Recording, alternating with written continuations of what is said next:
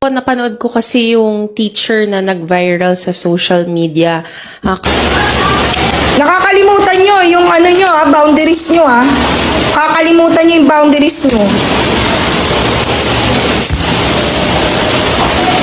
Una sa lahat, hindi nyo kami binabayaran dito para magtau-tauhan at gawin yung robot at gawin yung katatawanan sa harapan.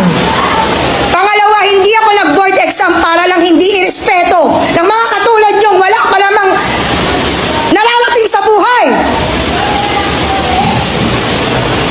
Ang kakapal ng mga mukha nyo.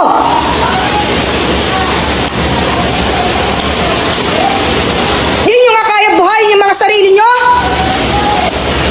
Hindi kayo marunong rumispeto?